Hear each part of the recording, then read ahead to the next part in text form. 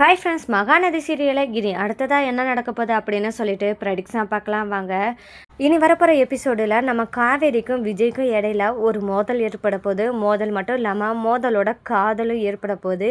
இது எந்த மாதிரி சுச்சுவேஷனில் ஏற்பட போகுது, விஜயும் காவேரியும் சேர்த்து வைக்கிறதுக்காக நம்ம சாரதா அம்மா மட்டும் இல்லாமல் கங்கா, யமுனா, நர்மதா இவங்களோட நிவினும் சேர்த்து என்னென்ன பிளான் பண்ணி விஜயும் காவேரியும் சேர்த்து வைக்க போகிறாங்க அப்படின்றதாங்க இனி வரப்போகிற எபிசோடில் அடுத்தடுத்த ட்விஸ்ட்டாக இருக்க போகுது. அப்படி என்னென்ன நடக்க போகுது அப்படின்றத நீங்கள் தெரிஞ்சுக்கணும். மறக்காம வீடியோவை ஸ்கிப் பண்ணாமல் பாருங்கள். அது மட்டும் இல்லாமல் வீடியோவுக்கு ஹைப் பண்ணி தெரிவிங்க. நம்ம சாரதாம்மா சூப்பரான வேலை தான் பார்த்துருக்காங்க. எப்படி இருந்தாவது காவேரியும் கார்த்திக்கு அப்படின்ற ஒரு மாப்பிள்ளையை கல்யாணமே பண்ணிக்க விடக்கூடாது அப்படின்ற ஒரு முடிவோட இப்போ களத்தில் இறங்கிட்டாங்க நம்ம சாரதாம்மா.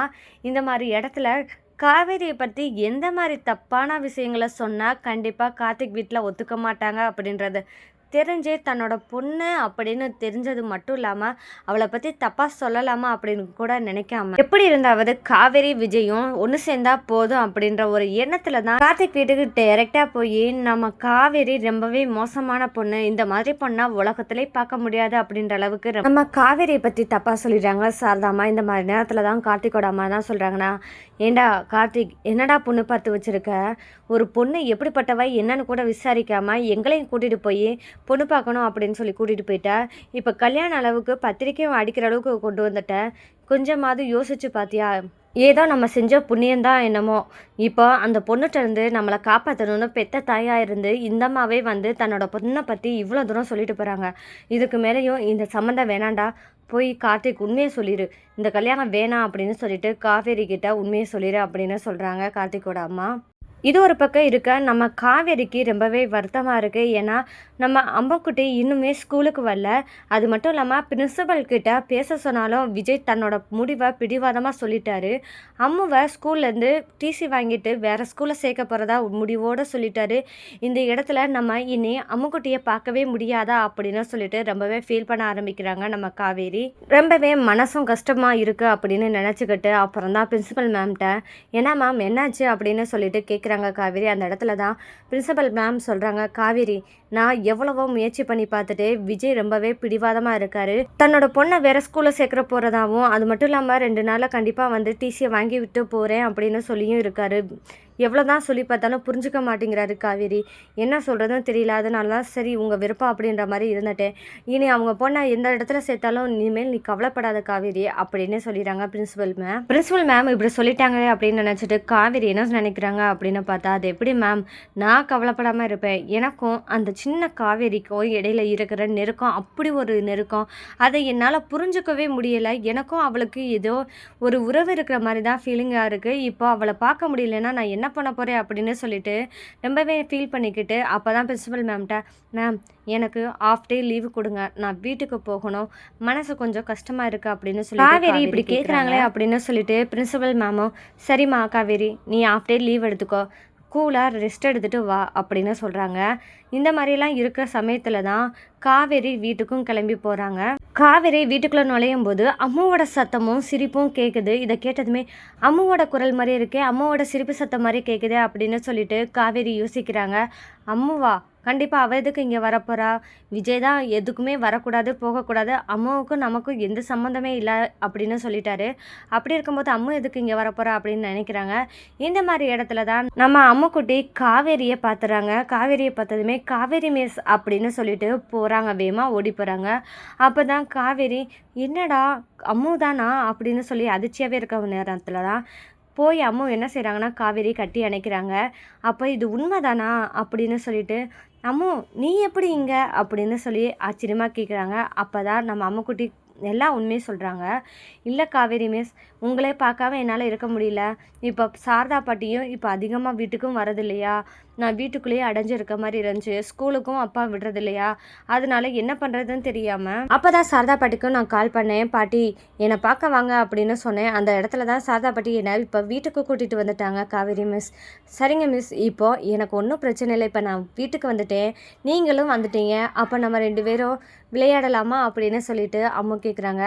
காவேரியும் சரிடா தங்கம் விளையாடுவோம் அப்படின்னு சொல்லிட்டு அம்முக்குட்டியோட ரொம்பவே சந்தோஷமாக ஜாலியாக விளையாண்டுட்டு இருக்காங்க நம்ம காவேரி. அந்த நேரத்தில் தான் கரெக்டாக என்ட்ரி கொடுக்குறாரு கார்த்திக். கார்த்திகை பார்த்ததுமே காவேரி, வாங்க கார்த்திக், என்ன செய்றீங்க, எப்படி இருக்கீங்க அப்படின்னு சொல்லி கேட்குறாங்க.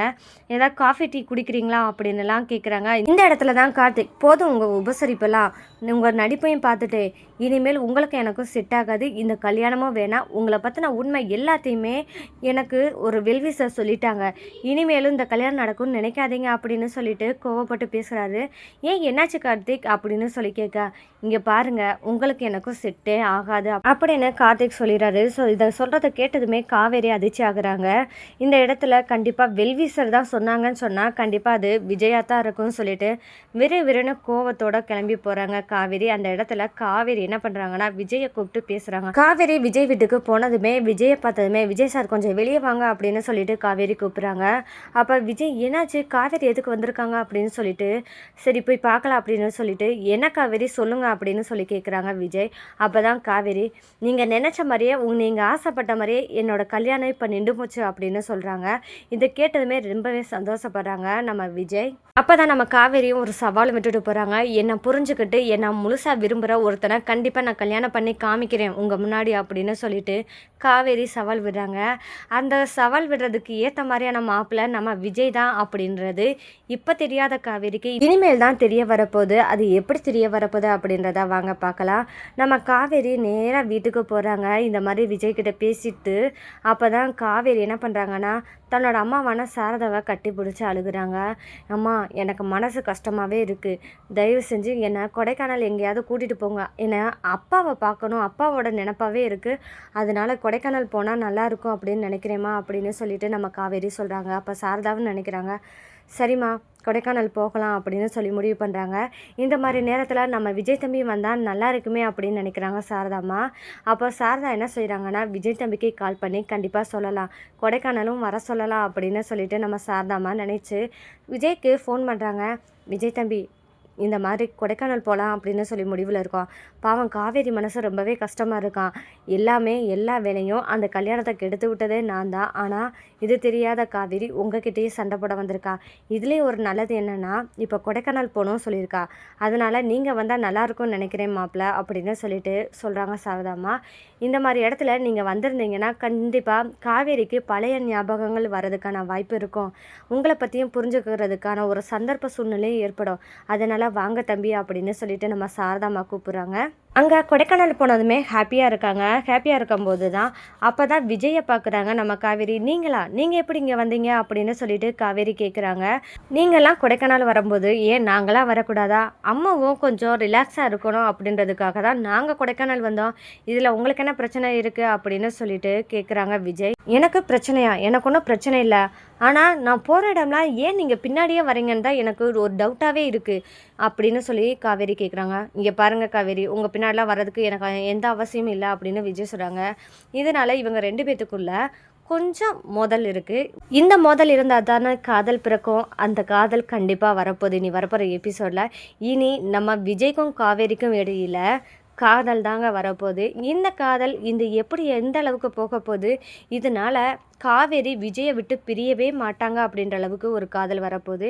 இதை எப்படி வெளிப்படுத்த போகிறாங்க நம்ம காவேரி அப்படின்றதாங்க இனி வரப்போகிற எபிசோடில் அடுத்தடுத்த ட்விஸ்டாக இருக்க போகுது.